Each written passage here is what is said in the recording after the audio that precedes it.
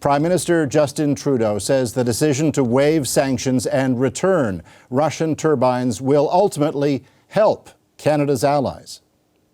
This decision to be there to support Germany and Europe in the real challenges they face around energy, particularly over the coming year, as they work as fast as they can to get off their reliance of Russian oil and gas. Ukraine is furious with Canada, calling it an unacceptable decision that sets a dangerous precedent. Jonathan Wilkinson is Minister of Natural Resources. He's in Vancouver. Thanks for joining us, Minister. Oh. Germany concedes that the return of these Russian turbines won't actually guarantee the supply of Russian gas. So, I mean, this could all be a ploy by Russia. I mean, it could squeeze Germany's supply regardless. So, I mean, is this turbine decision simply a gamble? No, it's not a gamble. And you would have heard it from not only Germany, but from the European Union and even from our friends in the United States. We needed to take away the excuses that President Putin has as to why the Nord Stream pipeline could be shut down. And he was saying very publicly that unless the turbines were brought back, it would be our fault that Germany was losing access to Russian gas. That's not to say that Putin may not shut it down on his own, but it's quite a different circumstance from him being able to say that it was because of Canada's unwillingness to assist our friends in Germany. And let's be clear. I mean, what we're talking about here with respect to the Germans is very significant. I mean, we're talking about the potential to effectively shut down whole industries in Germany, lay off thousands of workers, cascading through Europe, which has the potential to split the unity of the alliance and in the fight against Russia in the Ukraine. So this decision, not a simple one, certainly came after lots of consultation, but I think you will have seen the support that has been provided by the Americans, by the European Union, and of course by Germany. Do you trust the Russian regime that it'll turn the gas back on? Well, I don't think anybody trusts President Putin. But as I say, what this will do is take away any excuse that President Putin has as to why it's our own fault that the gas pipeline would be shut down. My hope, Germany's hope, the Europeans' hope is that that pipeline continues to operate and that Germany is able to stock its reserves for the winter. But, you know, clearly Germany is motivated, and it's not just Germany. I mean, Italy and Austria and Slovakia and Czechia and other countries that are reliant on this gas are terrified that their people are not going to be able to heat their homes in the winter, that they're going to have mass layoffs across the economy.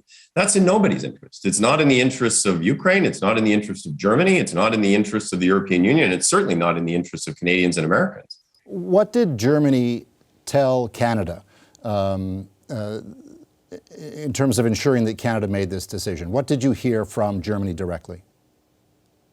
Well, I spoke with Vice Chancellor Habeck almost every day for a couple of weeks. I also spoke, by the way, almost every day with the Ukrainian energy minister, trying to find pathways here where we could ensure that this was done in a manner that could meet the concerns of all of our allies, all of our friends. But what I heard from Germany was they clearly are very concerned, I would almost say scared, about the implications associated with being cut off from the gas pipeline. I mean, they are focused very much on displacing Russian gas and on phasing out the use of gas in favor of hydrogen and renewables, but that takes time. And in the face of a direct cutoff of gas, like I said, we're talking about people not being able to heat their homes, not being able to continue to actually have an economy that functions. And that will have implications broadly across Germany. It will have implications around the world.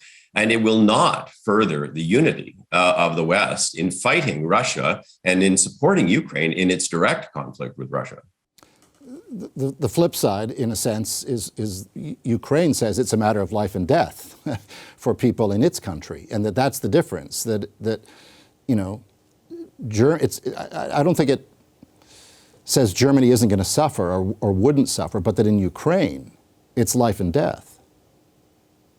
Well, look, this is obviously a very, very difficult decision, and anybody who tells you that it's not does not understand the complexity of this issue.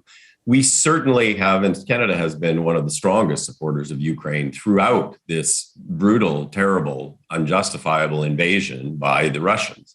And we will continue to stand with the Ukrainians. And I think you will have seen we just announced a whole round of additional sanctions on Russia. But the point of sanctions is not to hurt our allies. It is not to crater the German economy. It was never conceived in that way. And I would just say, and I understand that the Ukrainian government is upset, and I certainly understand why.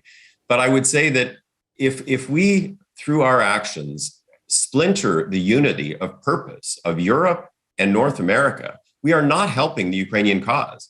And what we have made the decision to do is to ensure that unity continues, ensure that the support for Ukraine continues, such that Ukraine will ultimately be victorious in the war against Russia. Are you comfortable that Germany explored every other option for energy? I know you were asked earlier today about nuclear, and you said it's not Canada's business to, meddle in, German domestic politics. But that was an option, right? To use nuclear power in Germany. Likewise, the pipeline in Ukraine. Are you comfortable that Germany has done everything it can to bring energy that it needs, shy of what Canada's doing? I am, and I would say a couple of things. First of all, you quoted part of my answer this morning, but the other part of it is that from a technical perspective, nuclear energy generates electricity. Natural gas is actually used in industrial process applications and for home heating. They are not equivalent. And to somehow suggest that somehow starting up a nuclear reactor solves your gas problem, that's just factually wrong. Fair point. But what I would say is Germany, for better or for worse, and certainly there are some who look at what has happened and where Germany allowed itself to become dependent, they get, or they, prior to the war, get approximately 40% of their gas from Russia. That is an enormous dependence. And you cannot simply reverse that overnight. There's just no physically possible way. They have made progress in reducing that dependence through importing more from the United States, more from Qatar. But there is simply no way to transition that economy off gas in a few months. It's just physically not possible. Am I convinced? Yes, I am convinced. I mean, I spent an enormous amount of time with Vice Chancellor Habeck. Vice Chancellor Habeck is a Green Party member, and he is very focused on trying to ensure that they are moving away from the use of gas. But it takes time. And in this context, cratering the German economy serves nobody's interest other than Vladimir Putin. You made reference earlier to the White House, or State Department rather, I think it was, issuing a statement of support for Canada's decision. Soon after it was made, I mean, were there talks with the Biden administration regarding this? Was Canada under any pressure from the U.S. to make this move? We were certainly under a lot of pressure from Germany and the European Union. And on the other side, we obviously were under pressure from the Ukrainian government. We were not under pressure from the United States, but we certainly were in close contact with them. We've worked very closely with them on a whole range of energy issues in terms of supporting Ukraine, including Canada committing to increase our production by 300,000 barrels a day by the end of the year, barrels and barrel equivalents. Some of that's natural gas that flows down to the United States and ultimately out to export markets. So we've been working incredibly closely with the Americans, but no, we were not under any pressure to make a specific decision from the Biden administration. All right, Minister, I appreciate you coming on and talking about this. I think everyone agrees it is a complicated circumstance and there are no easy answers all round. But I appreciate your time. Thank you very much. Hi, I'm Vashi Capellos, host of Power in Politics. See more of our show by subscribing to the CBC News channel or click the link for another video.